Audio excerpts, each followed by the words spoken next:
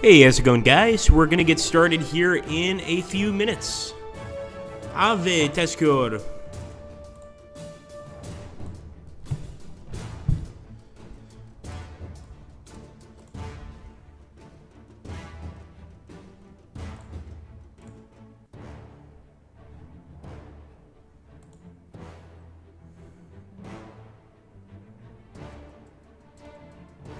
Actually, we might do the Ponta campaign. We're going to actually do a user-made campaign. I believe this one was made by Das Taktik. So we're going to take a look, and we'll probably have time to mess around with other campaigns as well.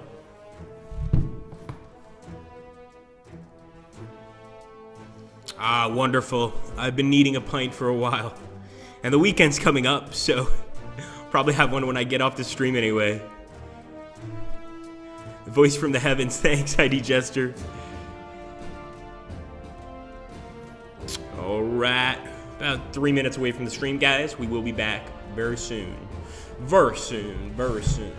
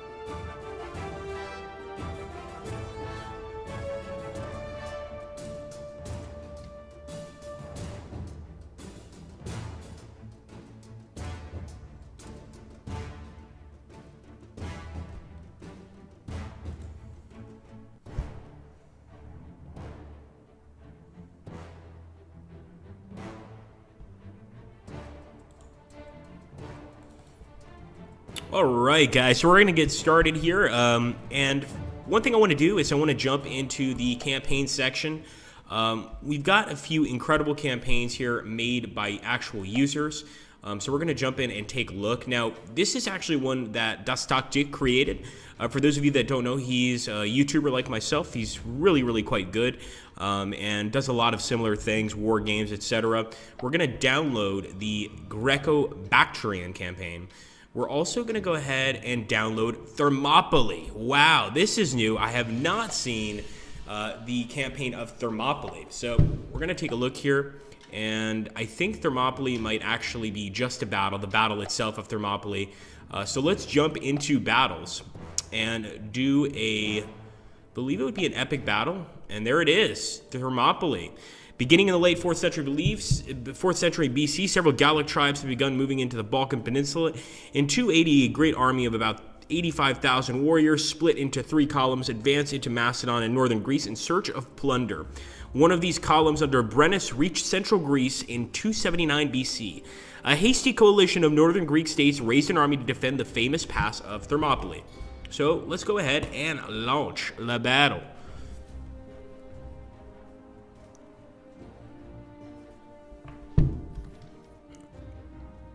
And let's take a look here, guys. So we are going to be playing as the Galatians against the Greeks. We are the oppressors here. In actual history, of course, the Greeks beat the Galatians back pretty badly. And it kind of makes sense. I mean, the Greeks are much more structured, etc. But we've got the power of numbers. Look at this. Whoa. I don't know how I feel about this so far. This is the Thermopylae campaign. I like the snow effects there. And we've got this massive mountain range to our east. And a lake to our west. So this is going to be interesting. If you take a look here, we're going to go ahead and move forward. And we are on a very narrow pass. So I guess we're going to have to move forward in a large order. Just like that. Boa tarde, Cable Nexus. Como é que estás? And we'll keep on moving. Let's take a look. No, sadly, there's Sparta. Veteran hoplites. Oh, this is going to be tough.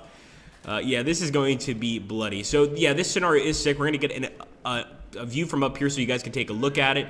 This is, of course, the pass of Thermopylae. I mean, they've recreated it pretty well. And we have to try to break through 5 groups of hoplites.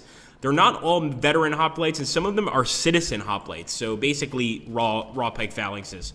But breaking through that first line is going to be tough. We're going to turn it over to Le Greeks. Ooh, congratulations on that one, Pixel. Yeah, random Portuguese. At least you know the language. That impresses me. That's very cool. Well done. Keep moving forward. And unfortunately, one of our lines is going to kind of be stuck back here. Now, one thing I've noticed, and it's quite normal when you have a scenario this large, is there's definitely a little bit of lag in the actual scenario itself. I mean, there's so many units on the actual field right now, and they're so tightly packed. Let's see what the Greeks do. Absolutely nothing. Now, it actually seems like over here things start to even out a bit. So we're going to move our boys up, and we're going to try to create a more structured line here, basically sending the first 4 forward. We've got a lot of superior warbands here, but we've also got our general, our commander-in-chief, Brenos, and Brenos is right in the front. That's not great. We definitely want to be careful. Oh, very cool, Crisis. How strong is my accent? I want to know. Here we go. And the turn. Pronto, vamos continuar no jogo. And now we have to continue the attack. I'm going to go ahead and move forward. I'm going to put this guy, Brenos, I'm keeping here. I don't want this guy getting killed, so close to the beginning of the battle. But then again, he's probably the only one that can really stand up to the enemy troops. So we're actually sending some regular warbands. Even though we should primarily be sending superior warbands up here, we are going to send some regular warbands to hold the line. Let's keep moving these guys up. And we'll move this guy over here. Move this guy forward as well. Let's go, and I wish I could, but I don't think we have any sort of missile units. Someone is asking me if I can pelt them afar from a bit, but yeah, I just don't think we're going to have that ability. This is going to be pure combat. Let's end the turn. And I'm not even going to try to pronounce it. I'm just... The Phocian Wall. Makes me think about something else. Let's go ahead and get that warband ready to go. Move this guy up. Move this guy up a bit. And we'll bring these guys to support. I might send Brenos in anyway, because the fact is he does have a superior warband, and if we're facing veteran pikemen, there's a good chance that they're going to push us back pretty easily.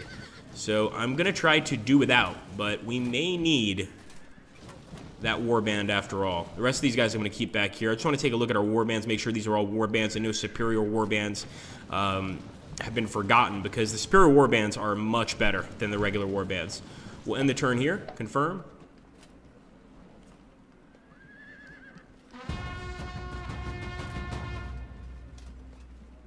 Let's see.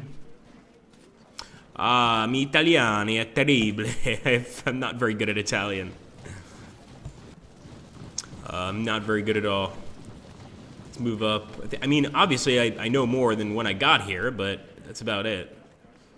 So I'm going to move the superior warband unit up. I'm actually expecting them to charge me from both sides. If they do, that would be a great thing, because then we can actually hit Kallippos of Athens right away. And Kallippos of Athens is also the enemy's commander-in-chief. So both of our commander-in-chiefs are more or less on the front lines. Definitely something to be worried about. And somebody mentioned about keeping a space. It's actually probably a good idea. I didn't really do that, but probably keeping a space between our units, like just one space between the units, wouldn't be such a bad idea. And that way, if they retreat, they might not have to do a morale check, this sort of thing. For now, though, we're just going to move forward and get ready for the fight. Okay, let's end the turn. Come on, Greeks. There we go. They're attacking, for sure. Well, maybe not. I think they're just turning towards us. Wow, they're smart. Very smart Greeks, I must say. So the impact here is not going to go well, quite simply. We're going to charge anyway, and you'll see why in a second. So 11, 18, I'm going to take this superior warband. Looks like we can't attack, but we can attack from here. Although, once again, yeah, the attack's not going to go very well. I don't see how they expect us to win this battle with just a few superior warband units. Let's see how we do against the regular hoplites. Ugh. I hate to be the bearer of bad news, guys, but, I mean, we'll try a few turns here, but I'm thinking we probably are going to want to head out and maybe go take a look at one of the other battles. I like the idea behind this battle, and Paul, the guy who created it, I know he does some great stuff, but I think that maybe it needs to be rethought a little bit. Maybe not. We just have to go ahead and see. All right, here we go. And for those of you wondering, yes, we are giving out codes today. We definitely are giving out some codes. I'll end the turn here.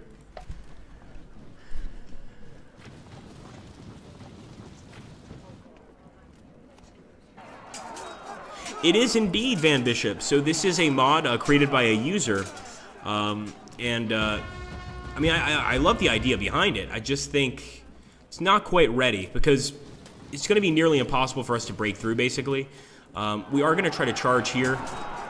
Try to do a little damage, but I'm pretty sure there's really no way for us to break through the initial line. Our chances of winning are 0, basically. So we're going to head to main menu here. Yeah, traffic jam in Thermopylae, says Alsagoz. That's basically what's going on. So one of the things I wanted to take a look at is Dastaktakli's Eutebior. So this is the campaign made by Dastaktik, and this follows the glorious battles of the largely unknown Bactrian general Dastakli's Eutebor, from the defense against the expanding Seleucid Empire through the campaigns in northern India and the steppes to the cold north. This is a very long campaign. I think this is the one. It might be another one. We actually have one campaign that a user made that is 15 battles long. 15 battles long. Now, it's on deity level, and this is just like Dust Tactic to start you off with a really tough level. We've won games on Governor, but since I'm new to this campaign and I know it's going to be tough, I'm going to go with Legate, and we are going to create the campaign here. So after the death of Demetrius the Invincible, Apollodotus took the reins of power of the eastern provinces of Bactria, bordering the various Indian tribes, and immediately faced westward pressure from the Seleucid Empire of Seleucus IV Philopator. Apollodotus dispatched his trusted general Dastaklis Eutebior to stop the incursion of the Seleucids under the command of the evil warlord Tove Loma. All right, here we go, guys.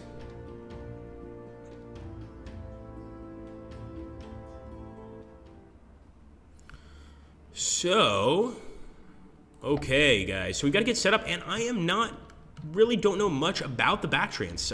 Taking a look here. So it looks like they've got a nice pike phalanx unit. They've got some elephants. We definitely want a piece of that.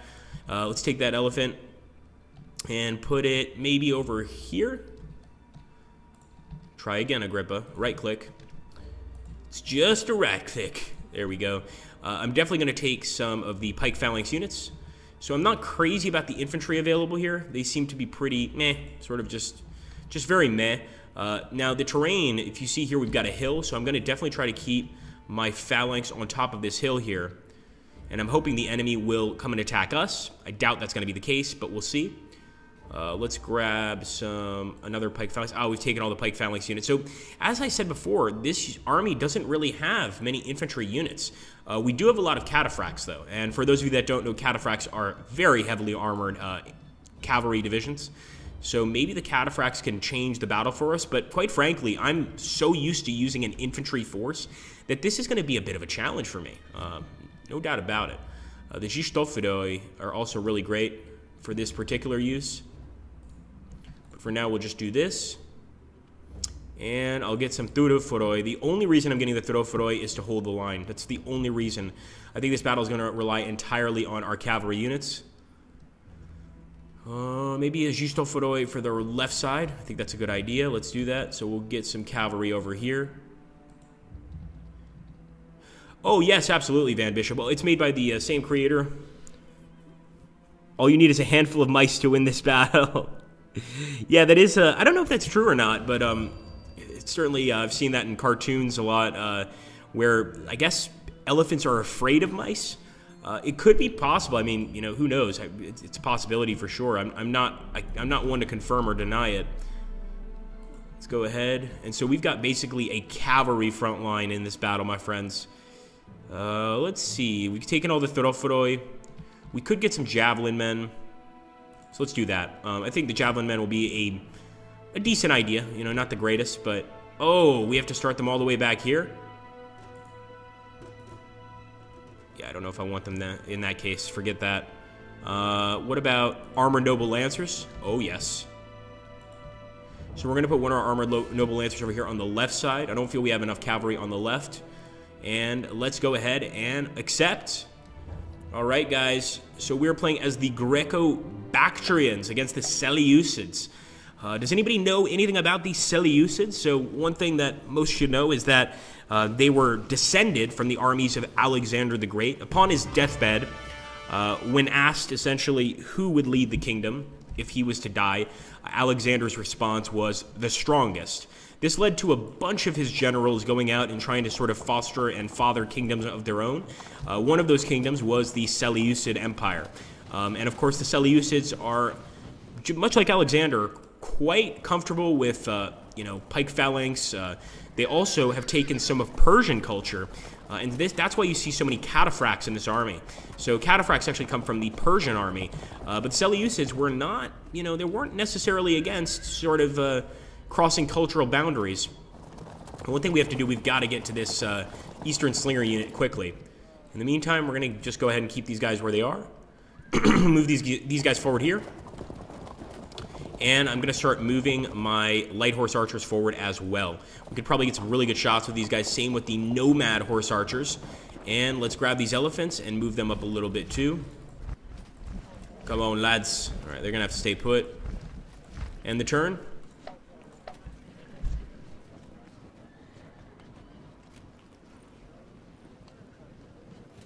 Agrippa, the history teacher.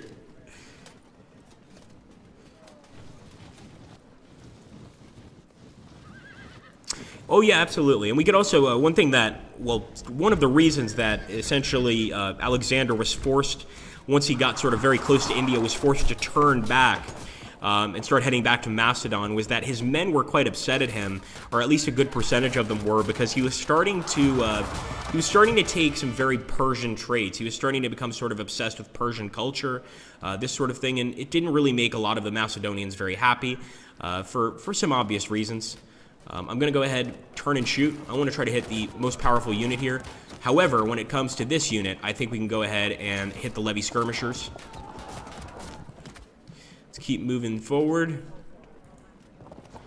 In geometry class.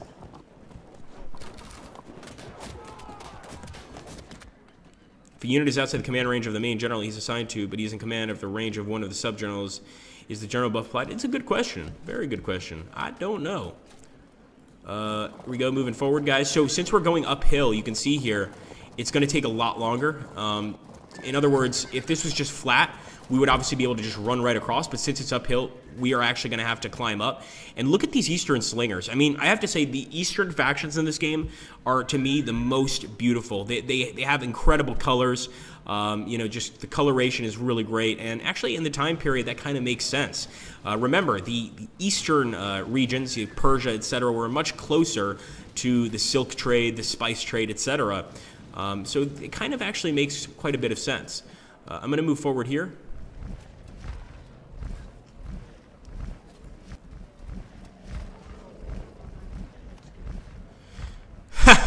Sloth DLC, nice. Yes, they can. Yes, they can. Cataracts and cataphracts. It's kind of funny because that's exactly what I think when I see the word myself. All right, let's move forward. Thank you, Doug. Glad you like them, man. So we've got some Eastern archers here. Once again, let's fire. 6. We're getting closer. We're getting much closer. Move our elephants forward. Now, like I said, I'm not that comfortable, quite frankly, playing with a mostly cavalry force. But who knows? Maybe this will end up going really well, and I'll play cavalry forces from now on. But I'm much more comfortable with infantry. Usually, I'm much more comfortable with the Roman style, sort of a checkerboard pattern. That way, if one of my units starts to get damaged, I can bring up support units to help them out. Or if another unit is faltering, I can bring up support units to speed up that faltering process, essentially. So I really, really like the Roman-themed armies in general. There's quite a few Roman-themed armies. You know, I'll give you just a few. Of course, we've got the Romans, the Italian hill tribes, as well as the oh, what are they called? I should know this. The Sertorians. Sertorians under Quintus Sertorius. So quite a lot of Roman-themed factions. Let's take a look here. We're definitely not going to charge right ahead. That would be stupid. Charging right ahead into a cavalry or into a pike wall. However, that's right, evade, you dogs. I'd like to go ahead and charge ahead with my elephant. That's too bad. I was hoping we would get a nice hit. Looks like we're not. Let's go ahead and keep firing at this guy. There we go. He's disrupted. If I could charge this turn, I certainly would. As many of you know, when you do a charge like this to basically a light missile unit that's already disrupted, the chances of breaking him are greatly increased. So I've actually shared that tip before. Basically, if you manage to get an enemy missile unit like this one, like this, you know, sort of disrupted, you can hit them with light missile cavalry, something like that. Even another light missile unit, although I would suggest light missile cav, and you will probably break them. And look at this. Wow. So already, just being on the underside of the hill here, we have to get up here if we want to have a good chance of beating the enemy. So let's get up there. Look at that. I love that mechanic. So that's really cool. I'm going to move up here. Here we might do all right with the Thoroforoi. So I'm going to go ahead and move forward. The enemy evaded.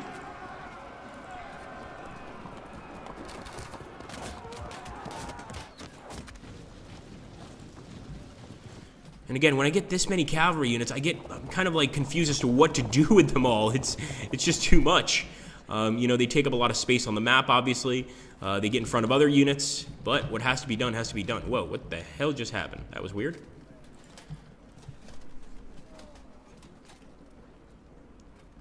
Take away its credit card. That's nice. Yeah, that's embarrassingly bad. We're certainly not comedians, but I like that we try. I like that we try. Okay, so once again, our cataphracts should be doing a lot more damage than that. I think it has to do with the hill situation. I think that's pretty good. Let's end the turn and turn it over to the Seleucids. Sure enough, they're going to retreat with their missile units. Not surprising. We might be able to catch a few of them, but we'll have to wait and see.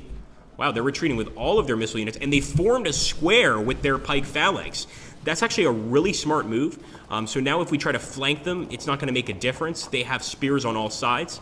It makes their movement a little worse, and it also makes their attack a little worse. But it makes me feel a lot more afraid of charging, put it that way. Okay, here we go.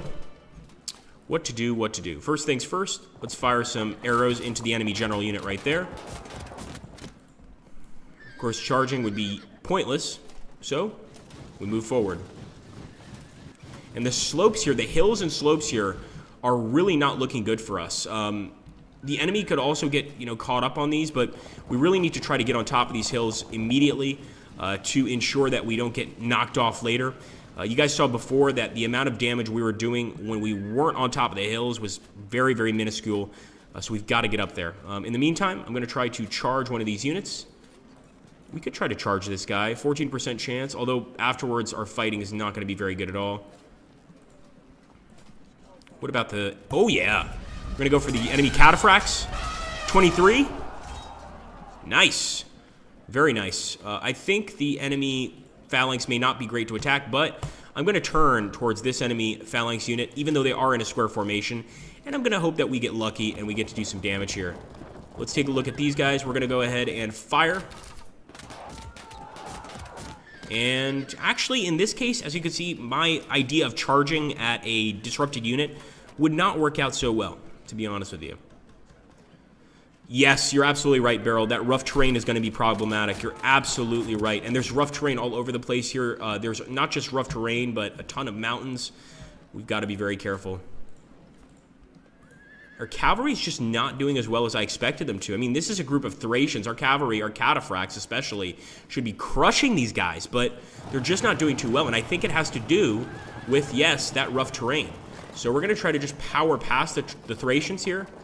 As you can see here, this would be a losing battle. Yeah, totally be a losing battle.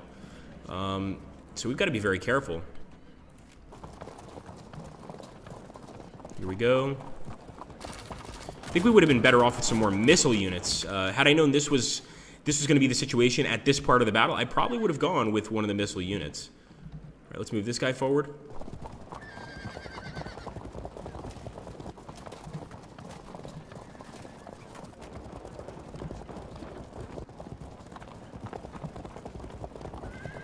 Ending the turn, guys. Time for the Seleucids. Hey, Venelin. How you doing, buddy? Congrats, Venelin. Oh, is Venelin not here?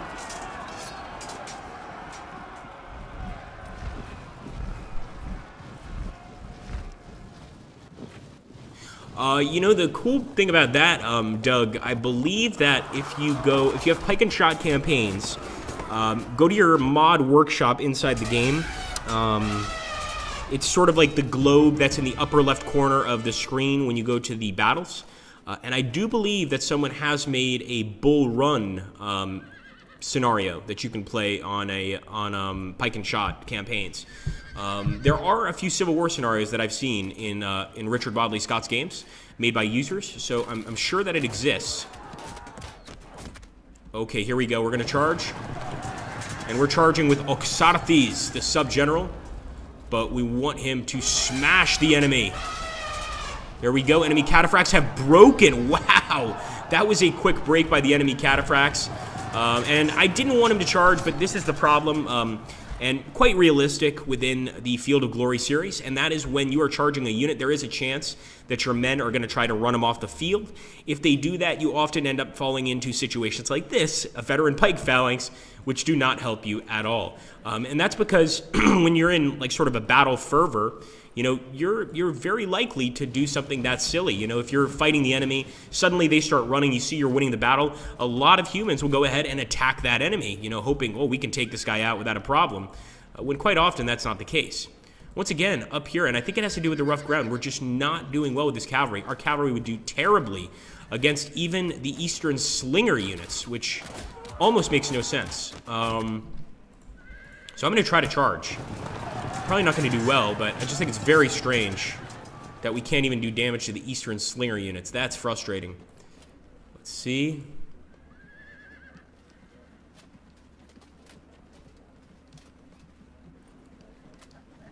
Let's move forward. Yeah, I'm going to do this. Try to get behind the enemy.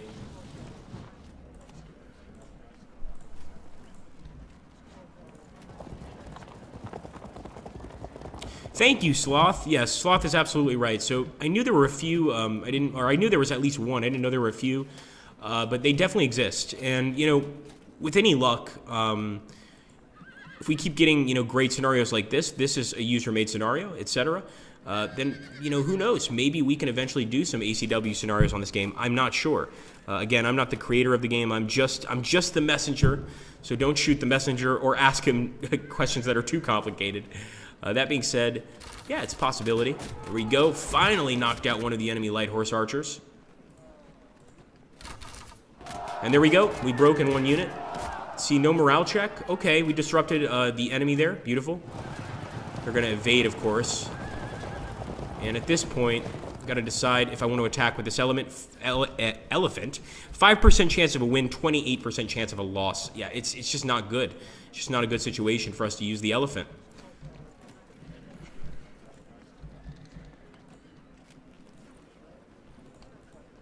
Feel like I'm giving back a gift I don't like, but have to pretend I do. Like, no, the elephants are great. They're great elephants. I'm just not an elephant guy. That's what I'm trying to say. But really, the issue here is the rough terrain. This map is unforgivable, and it goes to show you just how important terrain is in this game. We've got hills everywhere. We've got rough terrain everywhere. This is going to be a really tough battle to fight. Let's see. We've got a cavalry unit there. We got a cavalry unit there. All right. I'm going to move this guy up. Probably not a good idea, but what the hell?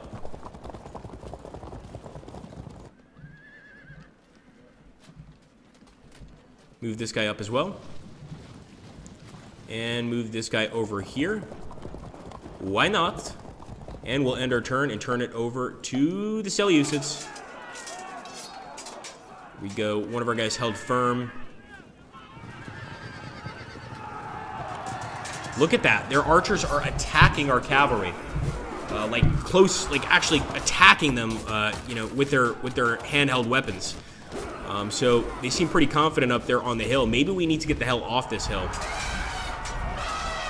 There we go, pike phalanx. And actually we held firm and managed to actually do some damage to the enemy. We didn't break them, but we did do significant damage. And look at this. They have some more phalanx reinforcements on the way. I wonder how we're going to deal with them.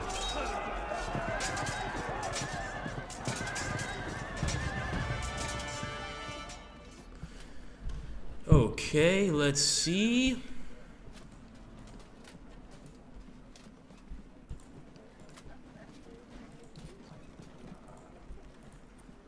Charge. So in this case, they're a little overconfident, the enemy. They're going to go ahead and hold firm. The poorly armed rabble. Whenever I see that name, it really makes me want to laugh. The poorly armed rabble are holding on. Also got some enemy archers here. So as we get off this hill, it looks like our probability is improving dramatically. What if we attack this guy? That's not going to work at all. That might work.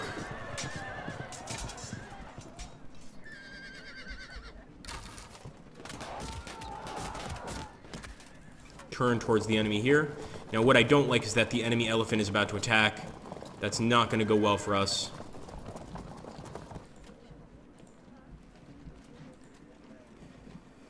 I'm going to start turning these guys in. 0% chance of a win. Come on now. Damn it, those guys are strong. Really strong.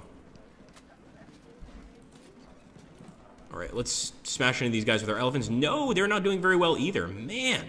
I hate the terrain of this battle, I have to say. The terrain on this particular battle, and I understand why Das made it this way. I mean, he wanted to make it as realistic as possible. A lot of the campaign battles that we've played in the past, you know, there's really not a lot of natural obstacles. It's basically just like flat terrain. It makes it a lot easier for the player, but this is challenging.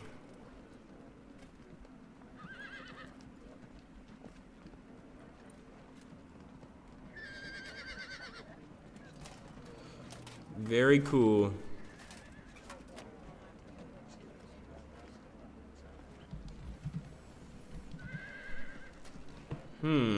What to do next? Well, can never go wrong with a few arrows in the enemy's general direction. So I'll do that for now. I'll also go ahead and move forward on this end. I will turn towards the enemy, but again, I don't think that's going to work out. The fact is, despite the fact that we have, you know, plenty of cavalry units, in this particular situation, the enemy is actually doing better. So many factors go into play in this game. I'm actually going to get right next to this guy.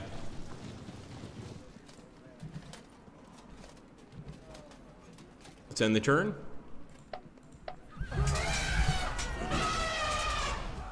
And now they're actually doing damage to our elephant. And remember, if you just see 2 on an elephant, it might not seem like much, but 2 for an elephant unit is quite significant.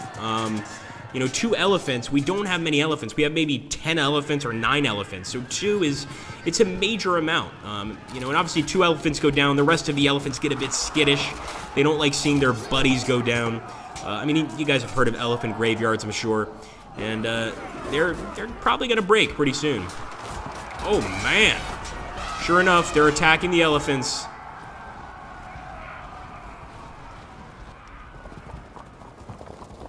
Yes, you're absolutely right, Grinning Monk. It's great terrain for a defending army with the hills, but in terms of my cavalry, it's terrible terrain.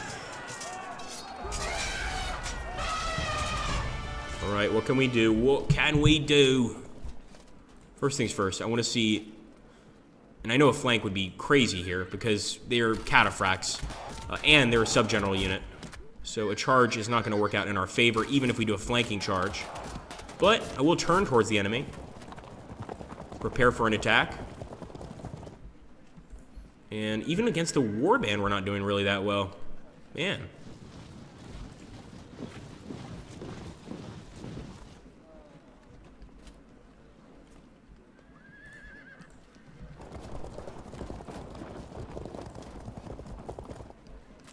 So I'm basically just going to go ahead and move up a little bit. Apparently, and I don't understand this, but if we attack this guy from here, our loss chance is 99%.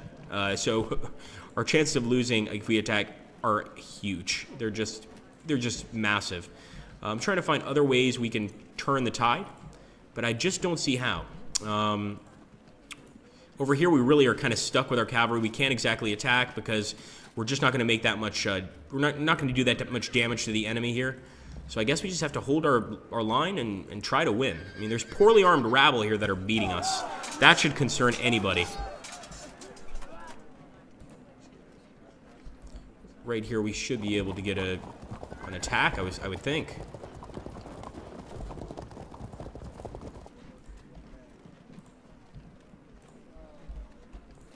Downhill, that'll work out in our favor, but the enemy's evading. Once again, damn, man.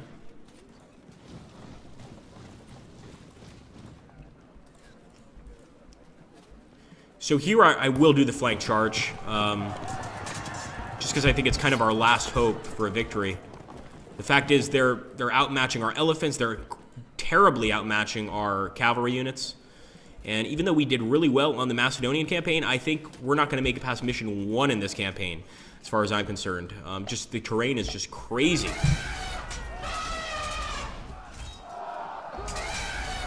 All right, our elephant has become fragmented. Our other one has become disrupted.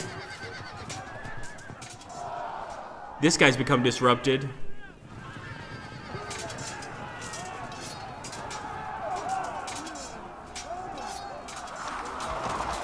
Come on, men, you're being beaten to death by poorly armed rabble.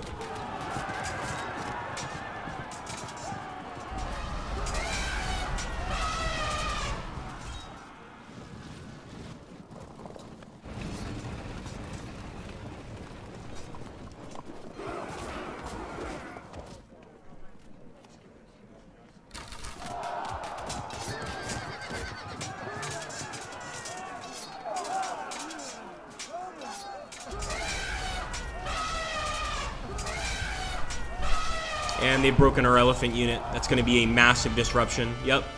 Sure enough. What I'm not understanding is this. Like, we're both on really bad ground. Both of us are on rough ground. Why is it that our units are taking so much of a larger penalty here for attacking on rough ground? That's what I'm not understanding. All right, let's get the cataphracts here.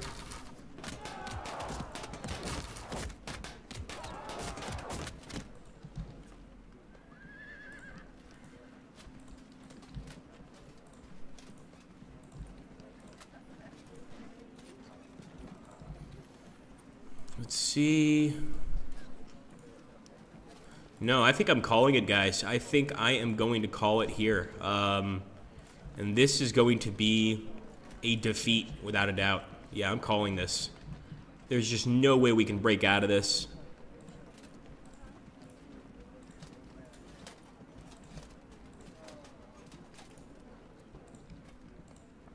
Yeah, no way. We are in the worst situation possible.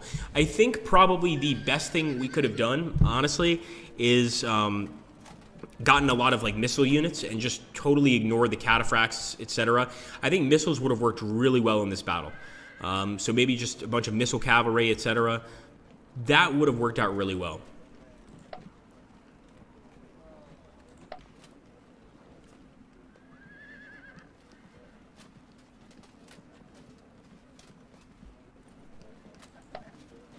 We're going to put the combat log on. But if you guys don't like the combat log, let me know. So it's basically going to give us information about the game over here.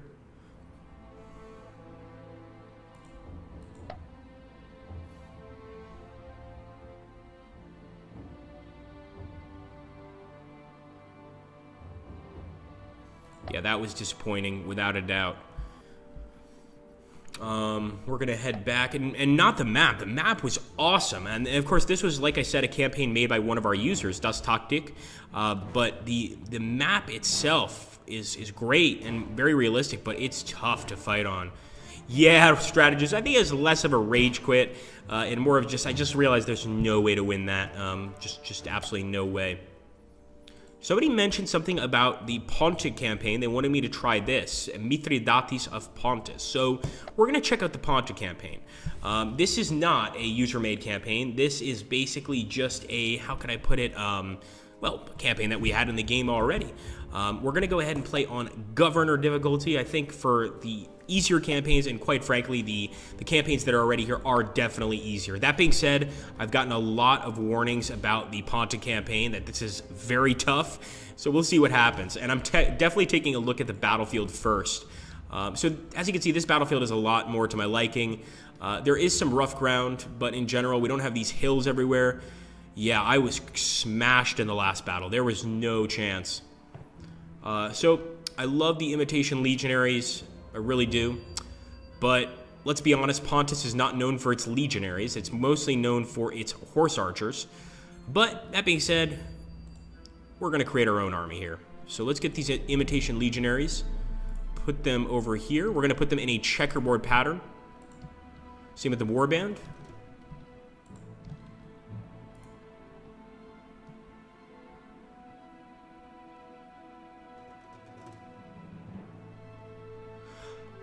Let's see. I don't think so, Van Bishop. I mean, I could be wrong, but in general, I think you could take quantity in the actual battle. You could select the quantity.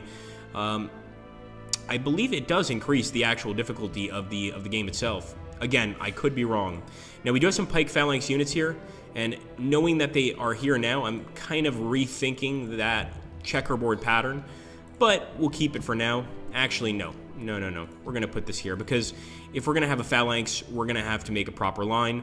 We could also get some Toroforoi, but I think I want to get some Eastern archers instead, and some, not scythe chariots, but nomad light horse archers. So we're going to put these guys here. And basically, we want to try to just pepper the enemy as much as possible and damage them that way. Got some Iranian armored cavalry. We'll put these guys on either side. In fact, let me get rid of them. We'll bring in the cataphracts, or the cataracts as some people like to call them. Let's take a look here. And this guy I'm going to put over here.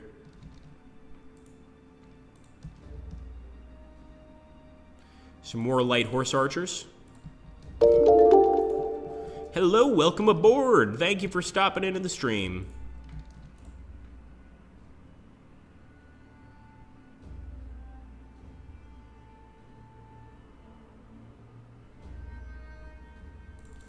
So we're going heavy on the missile units for this particular Let's Play. And I don't know if this is a good idea, but I definitely feel more comfortable with missile units than I do with cavalry. I'm terrible with cavalry, to be perfectly honest. I know I say that and I go ahead and purchase an armored noble lancer unit. Great idea, Agrippa. Great idea. So let's see how this works. This is almost half cavalry, half infantry. I want to check it out, so we're going to go ahead and accept.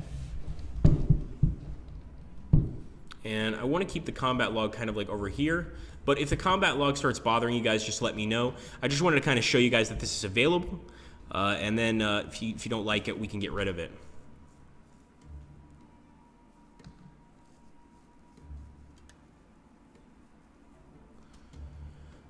Let's take a look here.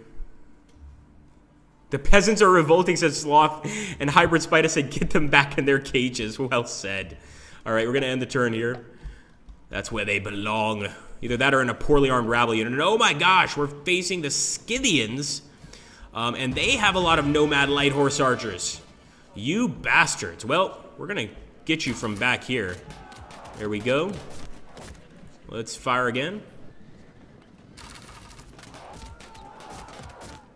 We're even going to move a unit up just to get a shot.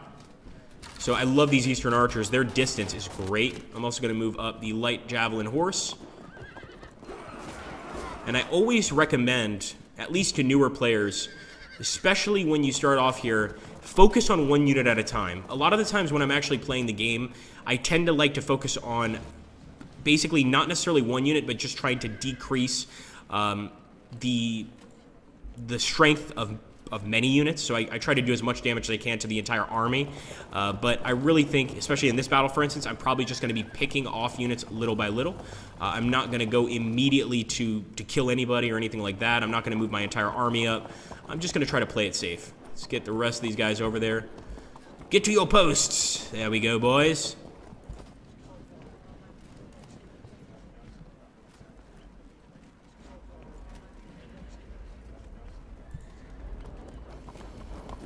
All right, ending turn. So that's the one problem with the combat log. It is going to kind of hide some of the stuff going over here on the right side, but obviously we're eventually going to see it anyway. And there we go. Enemy is attacking us head on, man. With nomad units, with light horse archer units. These guys are ballsy, but I don't think it's going to save them. That's a really great question, Yossarian. So Yossarian asks, are there any sources about imitation legionaries, how they looked, and what they were armed with? A really cool question. If anybody has the answer, we do have, he's not actually a historian, but he knows a lot about this issue, and that is Dally here on the stream. He can generally answer these kind of questions. I'm not sure if he can now, but we'll see. I would love to know myself, because I know, for instance, that my favorite general, Sertorius, who was a Roman, but he spent so much time in the Iberian Peninsula that not all of his legions stuck around, essentially. And he was able to create quite a few imitation legionaries from the surrounding populace. Of course, at that time, especially in the Iberian Peninsula, Portugal and Spain, people were pretty Romanized already. But it's kind of interesting to see that he was able to do that. Obviously, the imitation legionaries, while being quite good in this game, definitely better than raw legionaries. They have their drawbacks. You know, against a legionary unit, they're not really nearly as good. So there are some drawbacks, but I'm also curious as to how they were created, you know, developed, etc. Developed. I talked about them like they're a computer program. What's wrong with me? How did we develop the legionaries? I don't think it's appropriate. Let's go ahead and keep moving forward. Move these guys forward. Oh, another giveaway. Here we go, boys.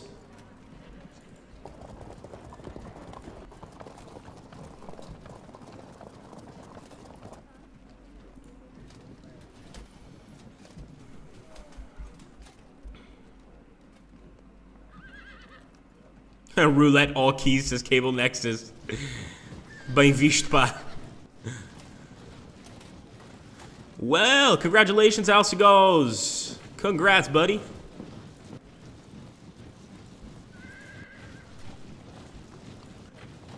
All right, moving our infantry up.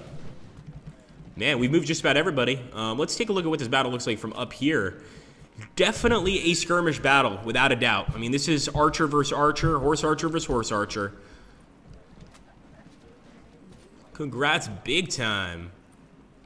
That's cool, man. I wish I could win keys, but I can't. I just work here. Damn it. Oh, thanks, Dally. So Tacitus is a pretty well-known Roman writer. In fact, I would say that Tacitus's writings could probably be picked up by just about anybody remotely interested in history.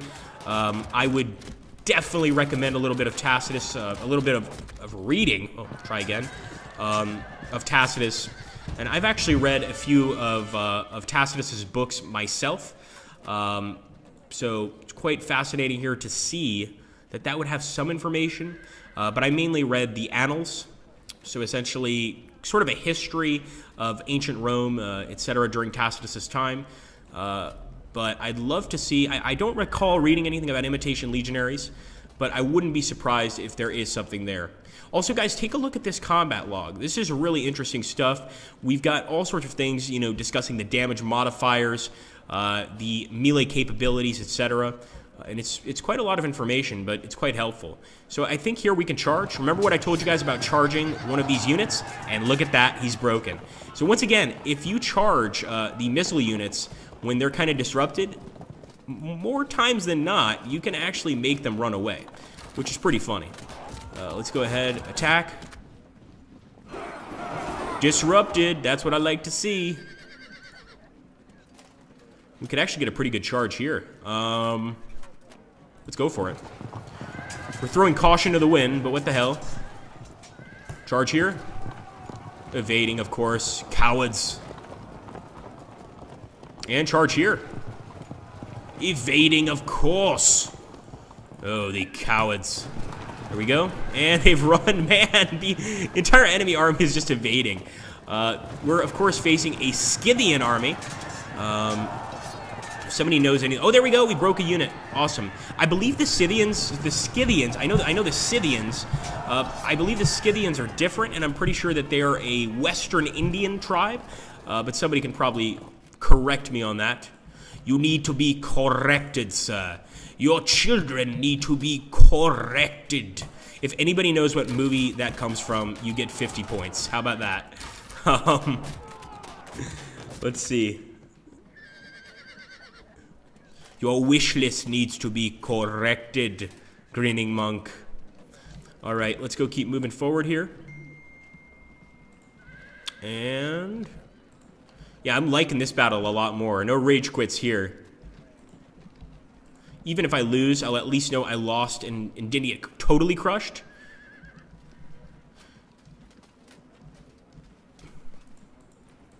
You all need to be corrected on your movie knowledge. Alright, let's move forward. Yes, you need a lot of things correct. Come on, guys, The Shining. Come on, guys. The butler. Oh, come on. You've disappointed me. You've all disappointed me. Alright, we're going to go ahead and move these imitation legionaries over here. And with these folks, we're going to keep moving forward towards the enemy. That one with that one guy. That's a better answer than anyone else gave, Alien Gold. Not seen that in 20 years. Oh, man. You know Grady? Grady's like the butler, and he gives that speech to Jack Nicholson about corrections. It's just, I just think it's funny. Let's go ahead. And, oh yeah, we can get some shots off. So I always try to get as close as possible. Obviously, the closer you are, the more damage you're going to do. That's not always true. Let me be specific. If you're one tile away with an archer unit, you're going to actually do less damage. But if you're 2 tiles away, you're going to do less damage. If you're 1 tile away, like this, or actually this is more 2. I meant 3. When you're 2 tiles away, that's perfect. When you're 1 tile away, that's not good. When you're 3 tiles away, that's not good. You're still going to do damage, but not as much as if you get up close and personal with these guys. All right, I'm ending the turn, and I think I'm getting sick of the combat log. I don't know how you guys feel, but I just wanted to kind of show you guys. So we're going to turn off the combat log, and we're going to get detailed combat reports. This is another thing we could do to sort of learn a little bit more about how we're doing. Yeah, I think 2 tiles would be the ideal distance for sure. You don't want to get up close and personal, and you don't want to be too far either. 2 tiles is perfect. Oh, some of their archers are turning back. And of course, our guys are still chasing the enemy. Oh boy. Oh, they crushed us. Our casualties, disaster. Our light javelin unit panicked and dropped 2 cohesion levels. So this gives a lot more information, obviously. And some people prefer that. It's completely up to you. You know, it's if that's your thing, then go for it. This guy is going to get knocked out without a doubt. So we're going to try and pepper the enemy here. See if we can't break him. Now, I'd love to fire into the enemy units, but one of the rules of most of Richard Bodley Scott's games, this one is no exception, is that if you've got enemy units that are fighting together with your units, you can't fire missiles because you could actually end up hitting your own men. And I just think back to that scene in Braveheart with Edward Longshanks, where, you know, his, I guess his commander-in-chief turns to him and goes, "Sir, what should we do about the situation?" He says, you know, tell the archers to loose their arrows. And he's like, "But, you know, pardon me, but won't we hit our own men?" And he goes, "Yes, but we'll hit theirs as well." And that's kind of my thought process in a lot of these close combat fights. It's like, you know, especially when I'm on the winning side, you know, I'm going to try to basically... you know, try and fire into the units. That would be really, really cool. 1 second, guys. Sorry. I've got a... didn't realize I've got my Steam Shet open here for everybody to see. Turning that off. And over here, I guess we'll keep advancing with these infantry units. They really don't seem to be doing much this battle, and, you know, more power to them. They don't really need to do much. It's mostly our archers that are doing the damage here.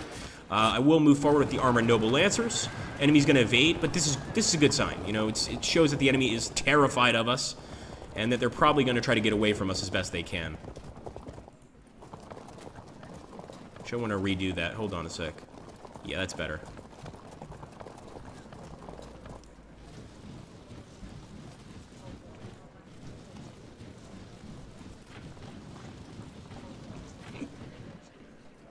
I was just about to message Mom, I'm on the internets.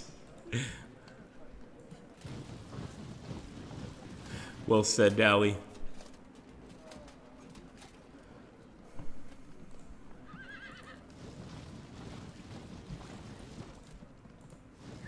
Yes, the Georgy Zhukov School of Artillery. I like it. Hey, when you gotta fire, you gotta fire. You know what I'm saying? I mean, if you're in a position to do more damage to the enemy than to your own men, take the shot, for God's sakes. Take the shot. I do wish, personally speaking, that that was an option in this game. And basically an option that could affect you negatively. So in other words, maybe if you fire into the units, you could possibly disrupt your own men. I think it would be really cool. All right, let's end the turn. I believe we've moved everybody. Oh, no, wait a minute. This guy has got to come back. Dracon. Pretty cool name, by the way. I think you guys would agree. Dracon. There we go. Nice! We managed to disrupt the enemy, guys. Beautiful. So they're going to probably break our unit here this turn, but I think disrupting them is definitely going to help us on the upcoming turns. Let's make sure we moved everybody we have. We're going to turn it over to the Scythians. And, okay, our unit held firm, just barely. It's a good sign. Now, this is the problem. When the enemy has horse archers as well, they can start peppering your cataphracts and start frustrating you as much as you frustrated them initially in the fight. That's what's happening here. Look at that. Man, they've got a lot of horse archer units.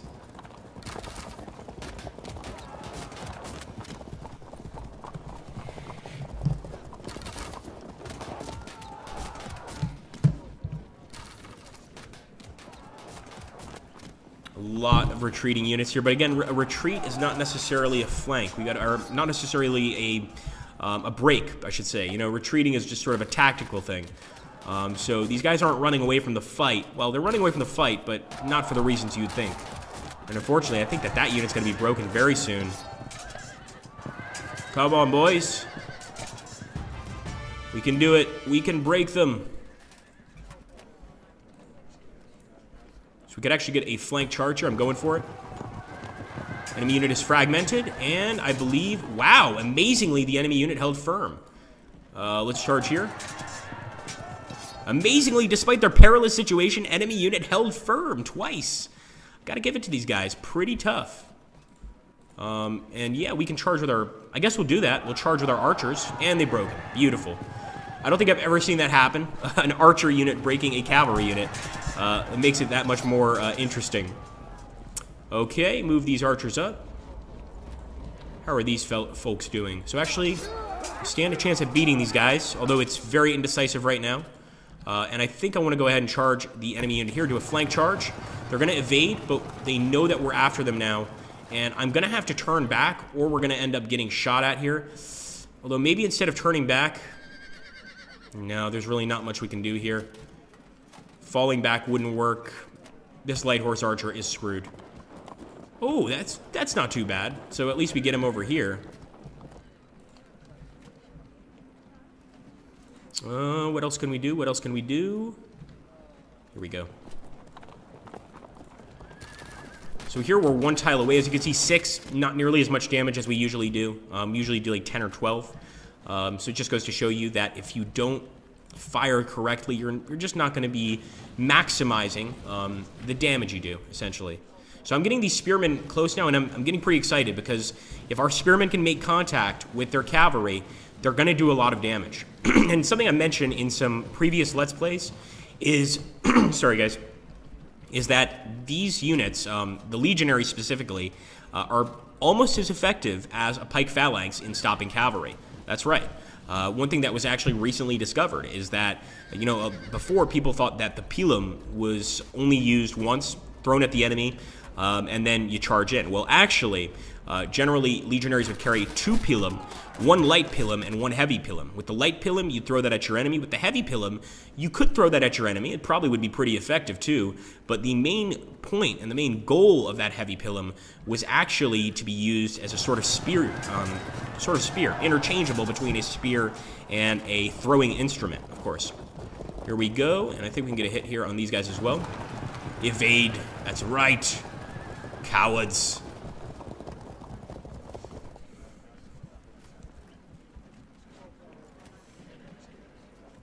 Let's take a look here.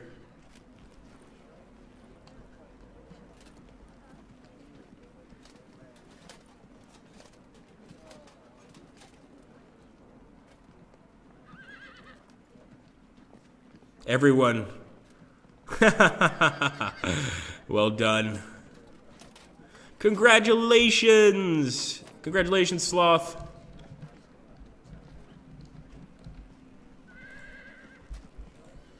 Okay, let's go ahead. Might as well move our guys forward a bit. And the enemy's gonna retreat anyway, so that's cool. Charge. Again they run. Again they run. Okay, we're gonna end the turn, guys. Turn it over to the enemy.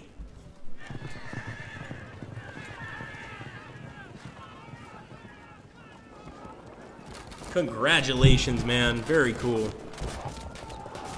Oh, yes, it does, Philo. It definitely has multiplayer. It definitely has multiplayer. So the multiplayer system in this game is probably a little different than multiplayer systems you're used to. This is a PBM, also known as a play-by-email multiplayer system. Now, that doesn't mean you actually play using your email. It just means that you do your turn, you end your turn, your enemy gets an email letting them know that it's their turn, they do their turn, etc., etc. And if you've got a buddy there with you, you could probably just go ahead and agree, like, hey, let's just play this quickly, and you'll just go back and forth. So yes, it does.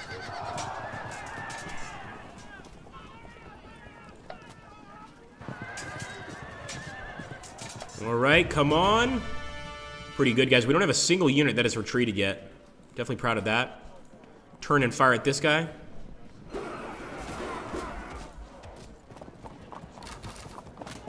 Oh, they held firm. That could have been a break.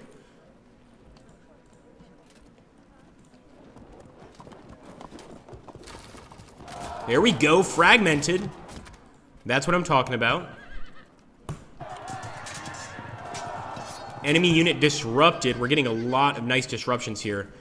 And I'm even going to charge in with archers. One thing we learned from our last battle is these Eastern archers are actually pretty good in close combat. So I'm liking that a lot. Let's keep on moving here. Fire at the units here. I've got to say, guys, you guys know I'm not a fan of cavalry, but I'm liking the missile-based armies. Like, it seems kind of cool. Over here, the only reason I'm going to attack is because our charge is not going to be effective, but our actual battle after the charge might work. Unfortunately, the enemy fell back, but we could have actually done quite a lot of damage there to that guy. Let's see what we do now. So I'm actually going to turn our sub-general over here towards the enemy. We also have to be aware that the enemies are attacking us on the left flank too, so we want to probably get some units over there. One thing's for sure, we want to start moving all of these pike units up.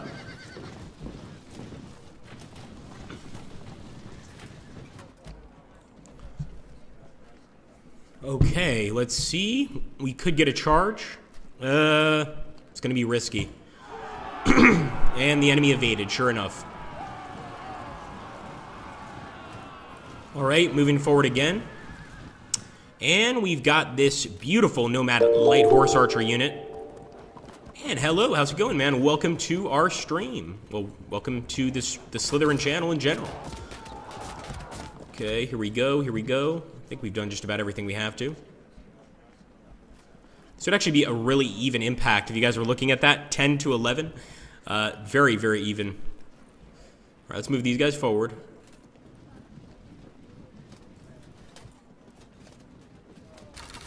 I'm loving our archers.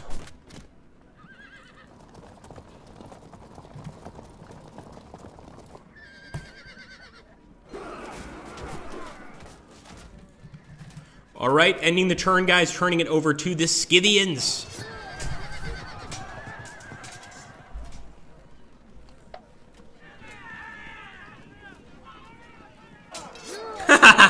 Sloth DLC, was that a Zoolander reference?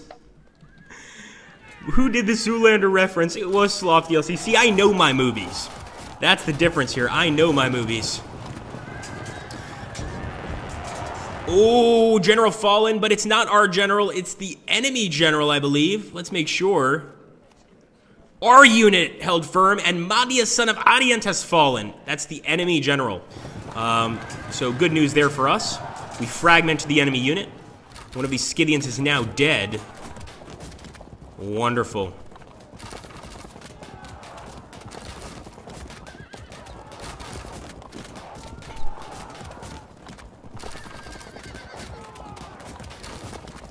Ooh, they're going to take down one of our units. That's okay.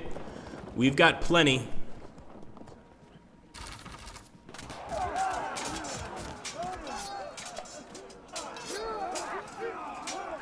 Very even fight there as well. And we held firm, but our situation is very perilous. And there we go. We actually had a unit rally. That's cool. It looks like we can get a flank charge on the enemy. I am going to go for a flank charge, if they don't run away like children. Now, there we go. Some of the units broke. Beautiful. Let's bring this guy over here. Actually, we're not going to bring him anywhere. We're just going to have him throw some missiles at the enemy.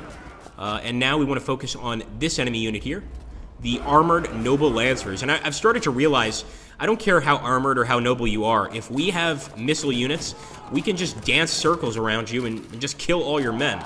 Eventually, one of these arrows is going to go through your armor, or one of the javelins is going to go through your armor, and you're in a world of shit. And we are winning the battle. So that's kind of the way I see this. And as you can see here, I told you guys the Imitation Legionaries make pretty good, not as good as regular Legionaries, mind you, but they make pretty good replacement spearmen. If we attacked here, we probably would do all right. So I'm going to go ahead and do that, but the enemy's going to run, of course. Cowards, I tell you. So here, the only reason I charge, I knew I was going to lose, but if we can, well, actually, no, we stayed. I don't care if we're disrupted. I was just hoping that we wouldn't run. If we don't run, this is going to leave the enemy open to a possible flank attack. Let's try that. And don't forget, this is another enemy general there. He's fallen back. Let's take our legionaries, our Imitation Legionaries. Throw the pilum. Oh, yeah. Enemy unit did hold firm. But I was hoping for something a little better than that. It's not bad, though. We're going to charge that unit. And look at that. They're running as quickly as possible. You can't beat us. And actually, we would do pretty well. Ooh, this is going to be risky, but I'm going for it with our sub-general. Very indecisive there. Very indecisive. So at this point, I'm just going to go ahead and fire at this unit. There's not much we can do with this guy, unfortunately. But we could probably bring our phalanx up. At least get him prepared for what could possibly be a big situation here, a serious situation.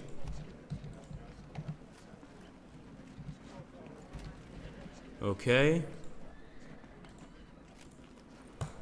Come on, boys. Enemy unit fragmented. One more attack and they will break if the attack is successful. Indecisive, unfortunately. So we might have to wait one more turn to get that win, but that's all right. I'm not too bothered.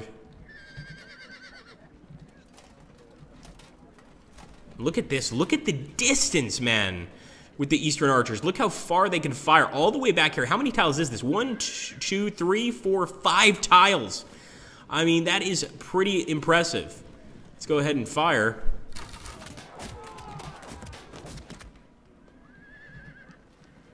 And we'll end the turn, turning it over to the Scythians.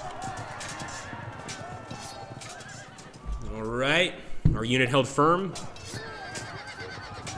Our unit held firm there as well.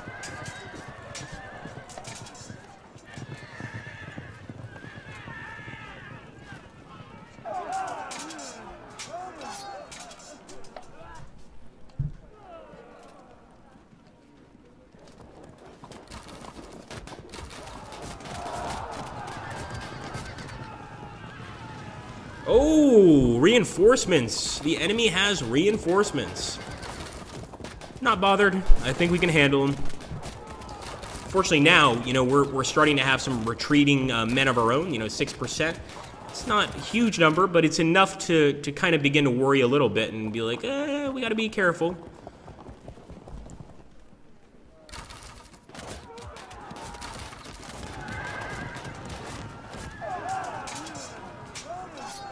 All right, here we go. These guys are still fighting. I think they're going to fight the entire battle. It's just a consistent fight between those two archers. And they did finally break that unit of ours, the Noble Lancers. I kind of knew that was going to happen, but I was upset because we were about to break that unit of theirs. And this is going to give them an opportunity to sort of refresh that unit a bit. Flank attack on our general by the enemy. Oh, yeah, that is no fun. Okay, we're going to attack with our warband here. Don't need to tell me twice. We've got to fight this attack off. The enemy unit held firm. I was hoping for some serious damage. What about our hoplites? We can do a impact flank charge. Let's go for it. Come on, hoplites. Damn, the enemy is actually holding strong. I'm a little surprised. We're going to impact flank charge here. Well, this is not a flank charge, it's just a charge. But we're going to do an impact charge. And we actually managed to hold firm and do some serious damage to our men. That is pain. Fire. Fire.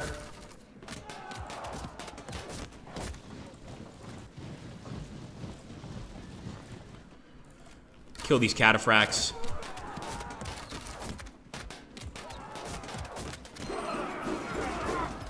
Look at that. I mean, we were just destroying these guys.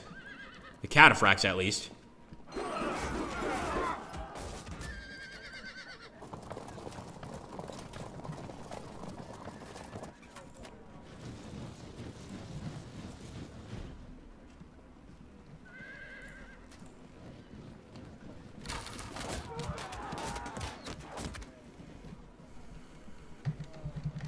Okay, I think we'll end the turn here and turn it over to the enemy.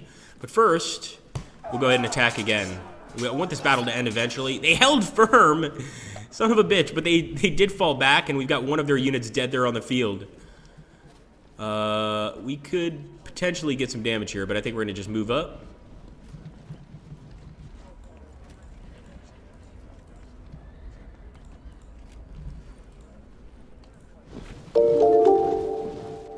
Welcome to the channel. Actually, I'm going to pull this guy back. All right, turning it over to the enemy, boys. I think they're going to get this general of ours, the sub-general, unfortunately.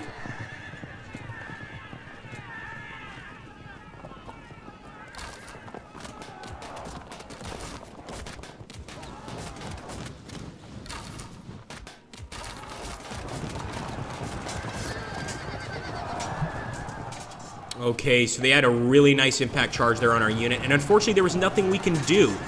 You know, Dracon was chasing an enemy unit that ran away. Now he's being attacked by the enemy. Yeah, it's unfortunate, but there's just not much we can do when that occurs. You know, if our guy's going to do a stupid charge, it's his stupid charge. We have very little influence over it. And here, of course, they're hitting our phalanx from the rear, getting a flank charge. I'm amazed our unit is actually holding firm. It's quite amazing.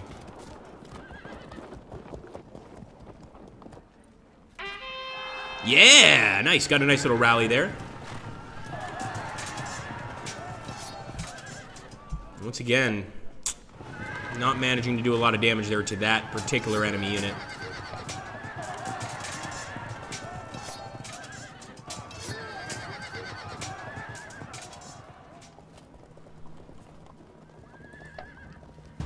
Yes, it is, Dave. I'll show you exactly how to get to it. So you go to settings. A lot of people aren't aware of this. And when you look here at close combat reports on the right side of the screen, I don't know if you guys see my arrow. You can ask for a detailed report. You can ask for a simple report, or you could just click off. It's totally up to you.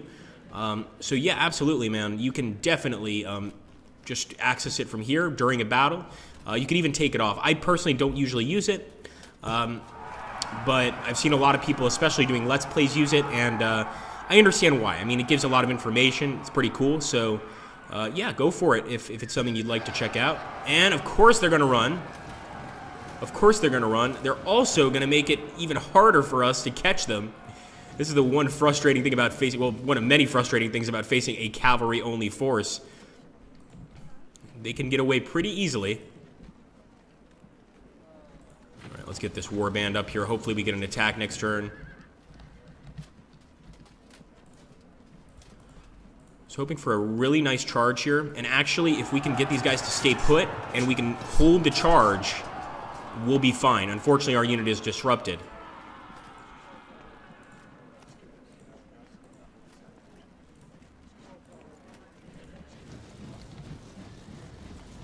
Here we go. So that General Dracon is going to be definitely killed, without a doubt. All we can do is try to minimize the damage.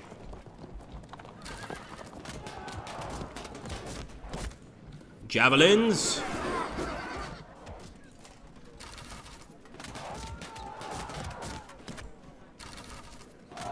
Okay, there we go. Disruption.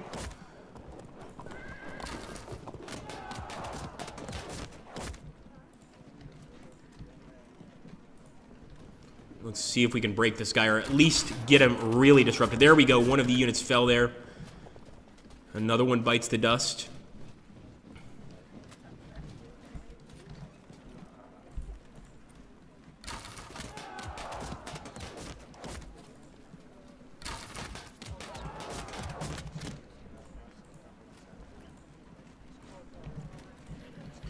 And we shall end the turn. It's a very, very back and forth battle. I mean, it's way too late, or way too early, to really say who's going to win. One thing I can tell you, though, these mobile battles, cavalry battles, the distance is huge. We started over here.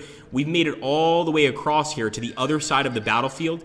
And it's quite a beautiful battlefield, too. We've got this nice river over here on our left side. Some nice trees, vineyards, etc., some villages. But it's hard to say who's going to win. I mean, the enemy definitely has a nice follow-up, let's put it that way. Because we started off and we were just kicking their ass. But now it's a bit more even. But still unsure of who's going to take the victory. Who's going to take the cup home.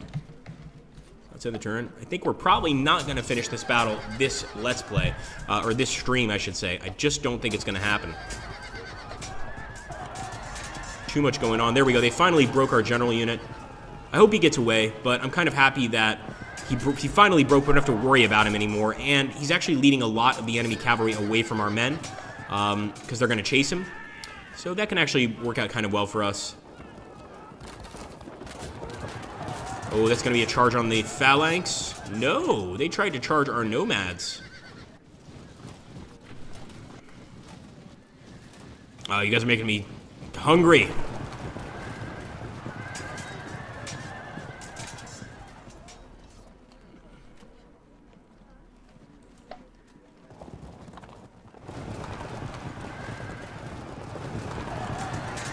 Okay, it looks like the enemy cavalry did impact our archers there. And like I said, this guy that ran away, he's going to become more of a problem. You know, initially we got him to run, and that was great, but he actually ran behind our lines. So now we've got an archer behind our lines. He's just going to pepper us with arrows. And we're going to have to go through a lot of steps to face him, basically. Come on, boys. Hold. Just saw one of the armored noble lancers go down there. And yeah, they finally broke our pike phalanx. And they broke our general unit. Ooh. Today is not our day, guys. We you know, last time we did a stream, we were winning every single battle. But now we're having some trouble. They've got us at 31%. They could definitely defeat us here, and they just smashed us there. That's a disaster. 2 cohesion levels down. Now we're fighting uphill. This is a terrible idea, as you can see there.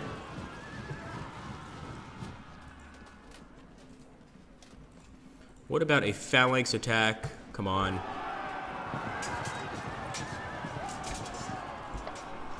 Very, very even.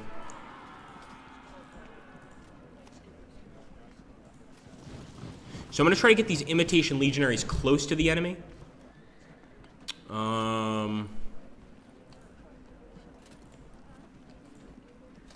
Fortunately, we're already in combat with these guys. I was going to try to shoot at them, but it's not going to be an option.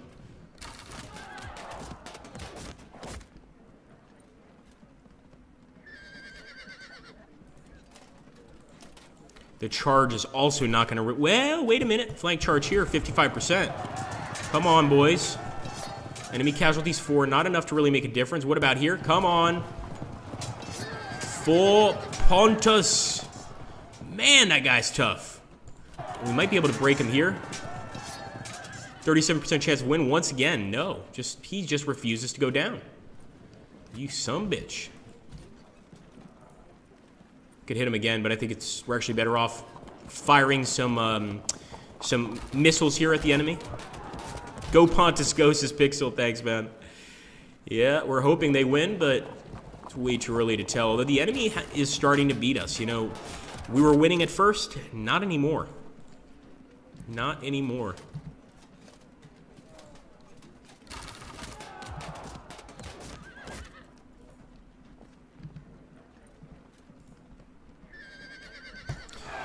So I am going to charge here. The only reason being, I know the initial charge is not going to do very well, but actually in close combat, we have a 55% chance of a win, 45% chance of a draw, 0% chance of a loss.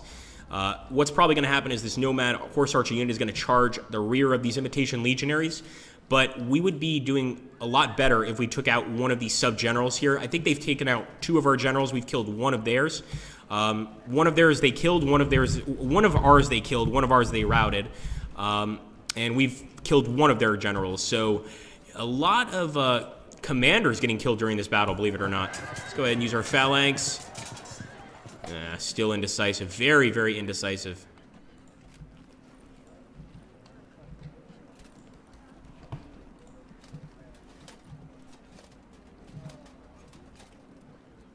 All right, ending the turn, turning it over to the Scythians.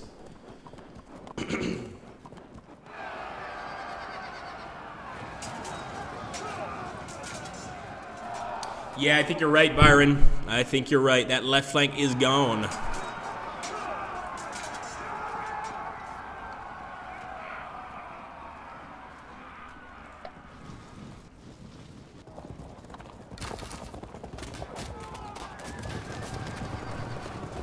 Well, there we go. Lyra. Congrats, Lyra.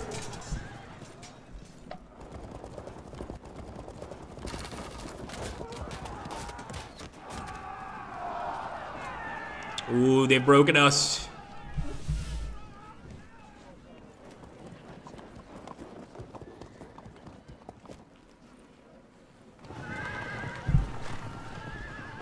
Shots for everyone, he says.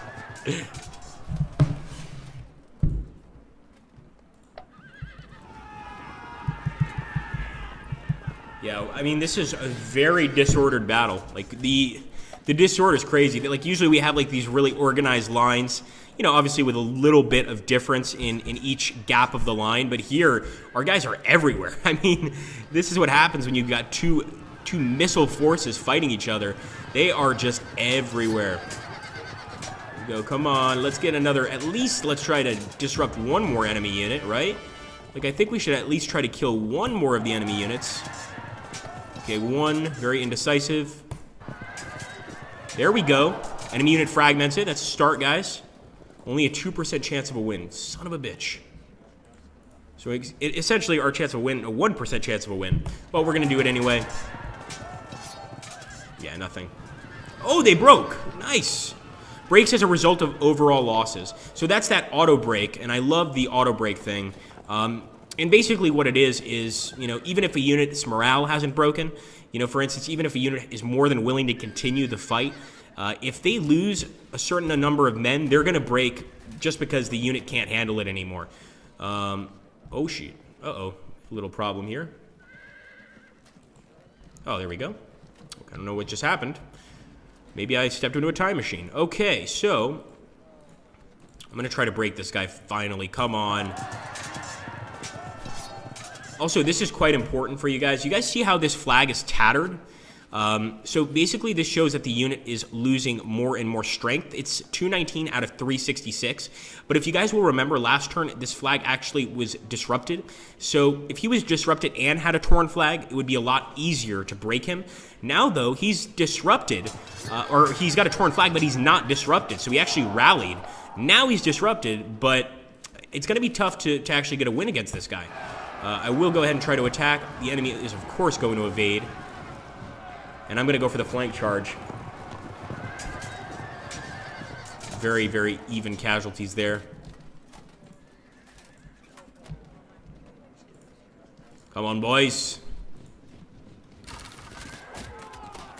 Come on, boys. Send them back to Scythia, wherever the hell that is.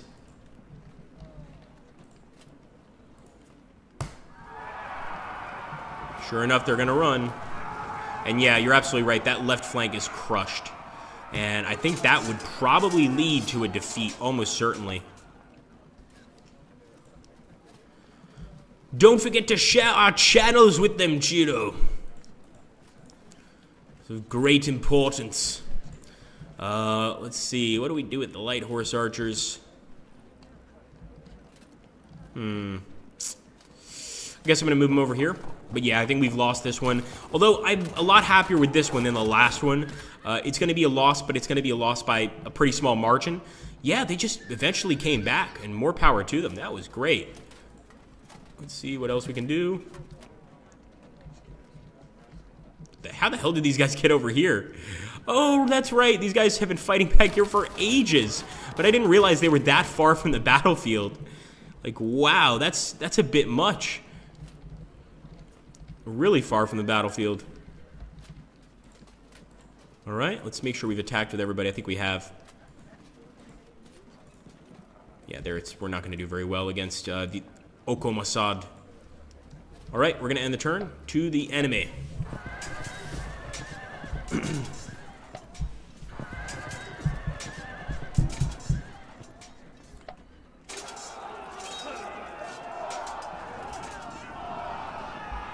And our unit broke. Yeah, I think the enemy's about to grab a victory here. We will fight to the end, though. We'll die with honor.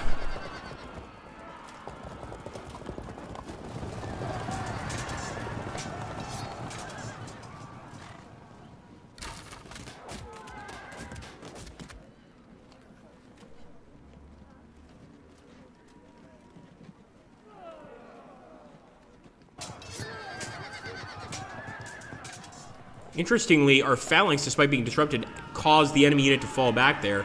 That was pure luck. But that luck's not gonna last, believe me. There we go. Unit broke 47%. They might have enough to claim victory at the end of this turn.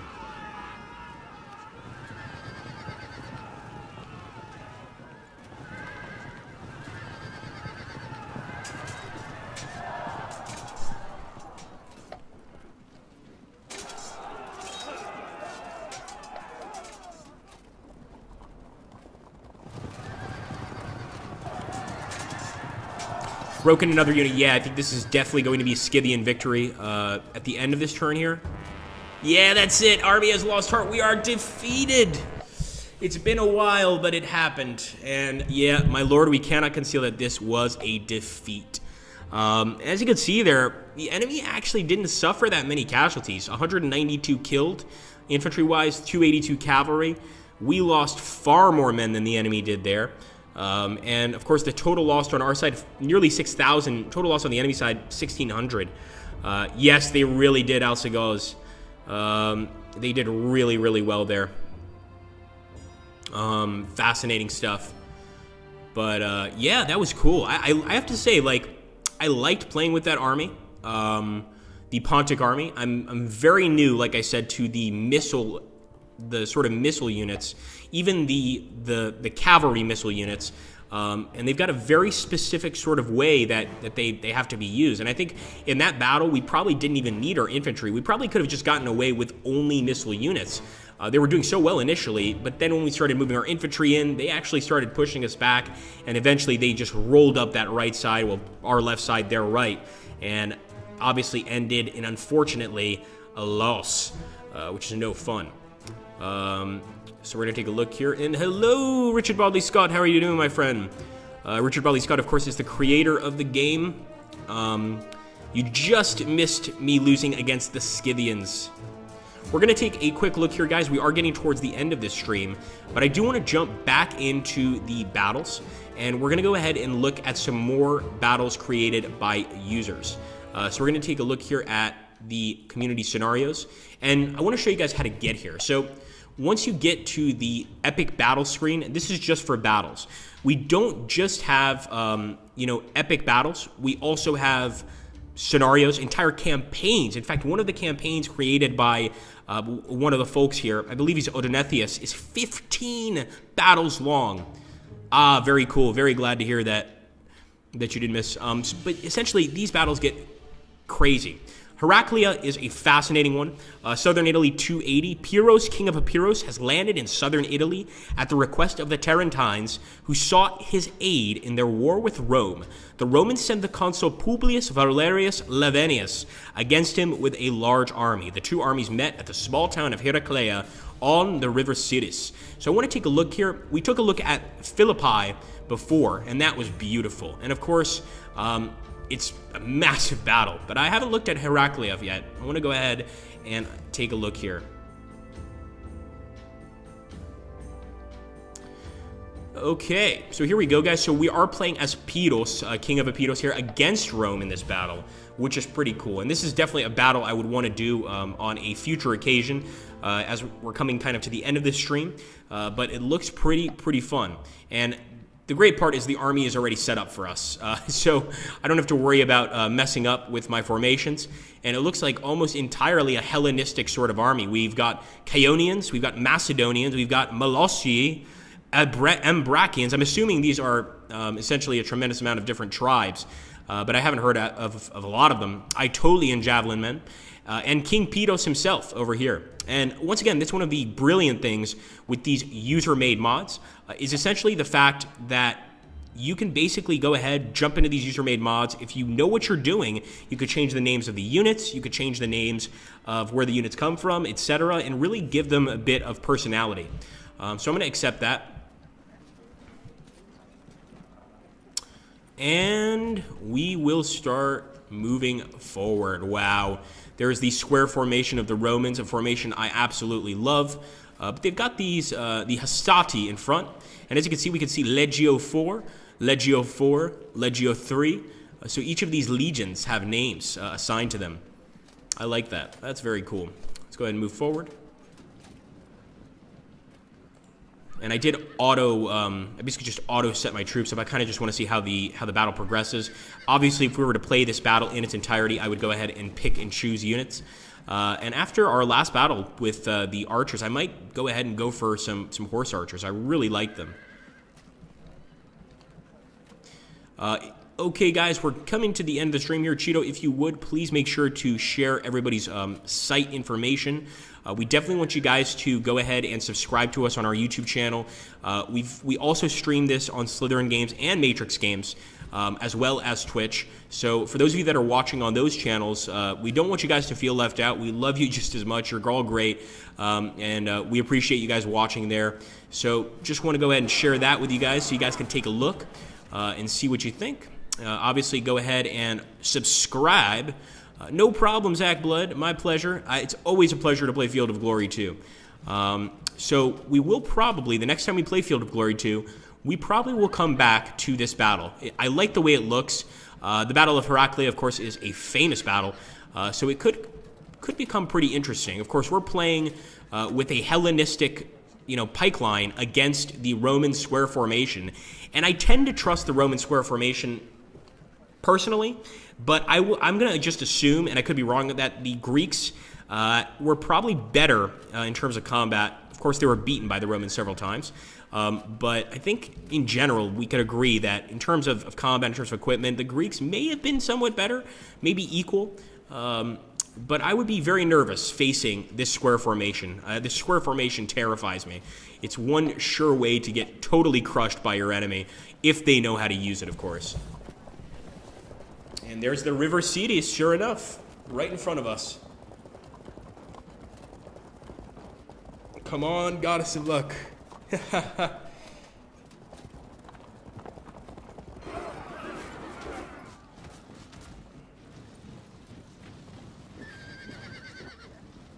One last key, guys. Who's going to get it? Who is going to get it?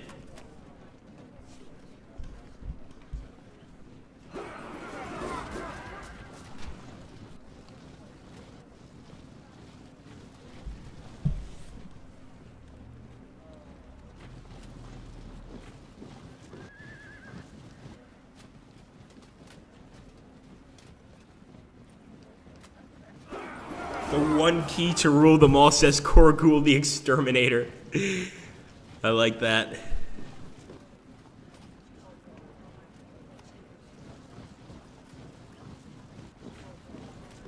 So as you can see here, one thing you guys might not like about the more user-made scenarios, especially the larger ones, is the opponent's turn is going to take longer. Your turn is going to take longer too. Kind of makes sense.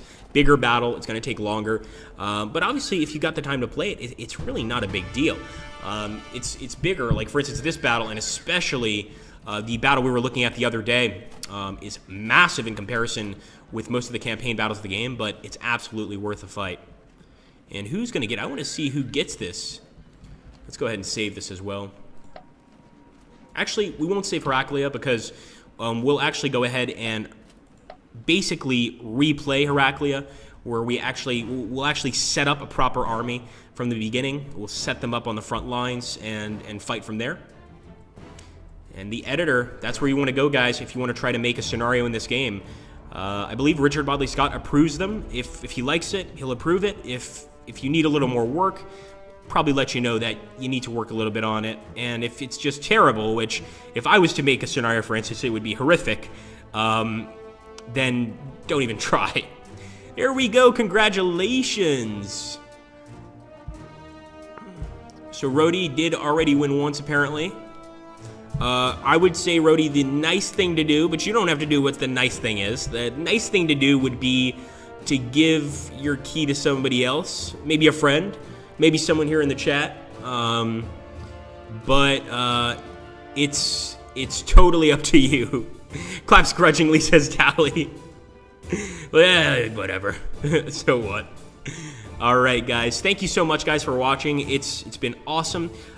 It's the weekend here, so I'm going to have some time to rest, but I absolutely will be playing some Field of Glory 2 over the weekend, and I really am hoping that when I get back into the office on Monday, that there's going to be some more awesome user scenarios and campaigns for me to take a look at. Thank you so much for watching, guys. Hope you had a great time. Take care, and have a great day. Monday, we are going to be having a stream, as Tuesday we're also going to be having a stream. Monday, we're going to be playing Battlestar Galactica Deadlock, and we're going to be doing some multiplayer games. So if you'd like to face me in multiplayer, then is the time to do it. And on Tuesday, we're going to be doing some Afghanistan 11. So I can't wait to see you guys. Take care. Thanks for watching.